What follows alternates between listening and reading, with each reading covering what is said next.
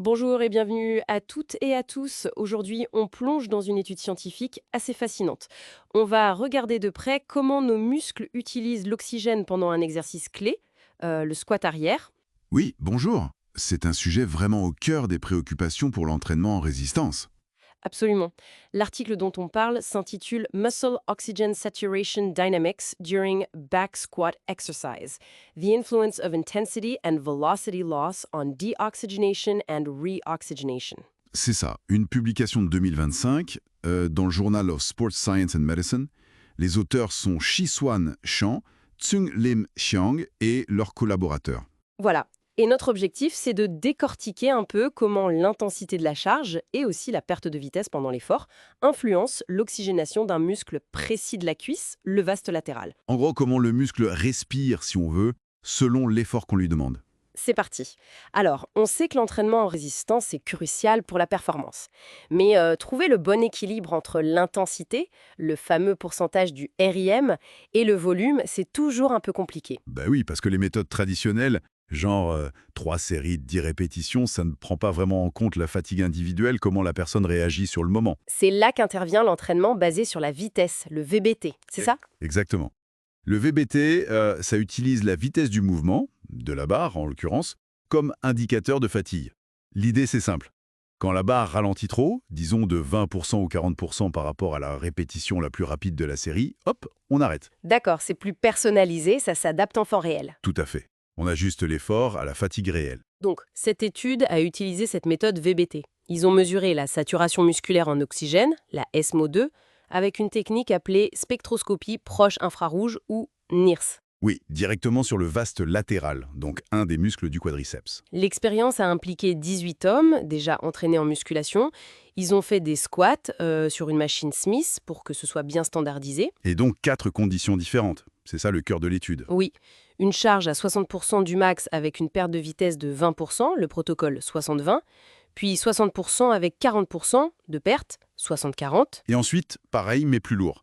80% du max avec 20% de perte, 80-20, et 80% avec 40% de perte, 80-40. 3 séries pour chaque condition et 5 minutes de repos entre les séries. C'est assez costaud comme protocole. Oui, ça permet de bien comparer les effets. Et le premier résultat est assez marquant, je trouve. Ah oui, lequel? Eh bien, la quantité totale de desaturation en oxygène, c'est-à-dire à quel point le niveau d'oxygène a baissé à la fin de chaque série, était étonnamment similaire dans toutes les conditions. Similaire. Vraiment? Oui, ça variait entre 47% et 58% de baisse environ. Et ça, même si le nombre de répétitions était très différent. Par exemple, pour la première série, on avait quelque chose comme 5 répétitions pour le 80-20, contre peut-être 12 à 16 répétitions pour le 60-40. Attendez, ça veut dire que l'effort soit court et intense ou plus long et modéré, si on s'arrête au même seuil de fatigue défini par la vitesse, le muscle arrive au même niveau plancher d'oxygène. C'est exactement ça. Ça suggère que le seuil de perte de vitesse choisi correspond à un état physiologique comparable en termes de manque d'oxygène maximal atteint dans le muscle. Peu importe le chemin pris pour y arriver. D'accord, c'est intéressant. Mais alors où est la différence? Parce que l'étude montre bien que les protocoles n'ont pas le même impact. Ah, voilà le point clé. C'est la vitesse à laquelle l'oxygène diminuait, la pente de désaturation, qui, elle, était différente. D'accord, expliquez-nous ça. Alors la pente était beaucoup plus raide, donc la désaturation beaucoup plus rapide, dans la condition 80-20 comparée aux conditions à 60%.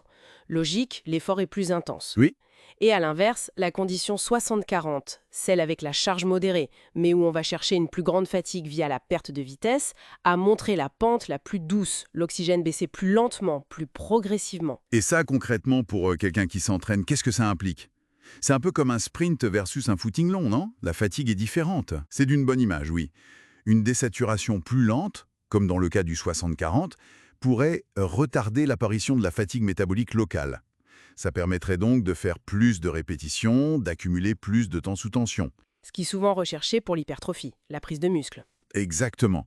Alors qu'une désaturation très rapide, comme avec le 80-20, indique un stress métabolique très aigu, très intense, mais sur une durée plus courte. Donc potentiellement plus efficace en termes de temps pour stimuler des adaptations liées à la force maximale, un choc plus brutal. C'est une interprétation possible, oui. Un stimulus très intense rapidement. Ça dépend vraiment de l'objectif visé. Très clair. Et qu'en est-il de la récupération entre les séries? Est-ce que le muscle reprend son souffle différemment? Alors, l'écu veut aussi regarder la vitesse de réoxygénation pendant la première minute de repos. Et là, surprise peut-être, pas de différence significative entre les conditions. Ah bon? Le muscle se rechargeait en oxygène au même rythme? Apparemment, oui, sur cette première minute en tout cas. Pourtant, on sait bien, et l'étude l'a montré aussi, que le nombre de répétitions possibles diminuait au fil des séries. Ce qui veut dire que la récupération de l'oxygène seule n'explique pas tout. Voilà, ça suggère que d'autres facteurs de fatigue, peut-être nerveux ou l'accumulation d'autres métabolites, jouent un rôle important et limitent la performance, même si l'oxygène revient vite. D'accord, c'est complexe la fatigue. Donc, pour résumer ce qu'on a vu, l'intensité, 80 contre 60%, et le seuil de perte de vitesse, 40% contre 20%, changent beaucoup la vitesse à laquelle le muscle se désature en oxygène pendant le squat. C'est ça. Mais pas forcément la quantité totale de désaturation atteinte quand on utilise un seuil VBT comme critère d'arrêt. Précisément, le 60-40, ça favorise une baisse lente. Plus de volume, potentiellement intéressant pour l'hypertrophie. Le 80-20, c'est une chute rapide, un stress aigu, peut-être plus orienté force. Ça donne des pistes intéressantes pour affiner l'entraînement avec le VBT selon les objectifs. Tout à fait. Et ça ouvre aussi des questions pour aller plus loin. Est-ce que ces réponses changent avec l'entraînement à long terme? Est-ce qu'on observe la même chose pour d'autres muscles ou pour des exercices différents? Une bonne réflexion à avoir pour adapter son propre entraînement. Absolument. Pour celles et ceux qui voudraient explorer toutes les données, les graphiques et les nuances, on vous encourage vivement à lire l'article original de Chan et ses collègues. Oui, publié dans le Journal of Sport Science and Medicine, volume 24 in 2025. N'oubliez pas de vous abonner à notre chaîne et d'activer les notifications pour ne pas manquer nos prochaines explorations scientifiques. Merci de nous avoir écoutés et à très bientôt.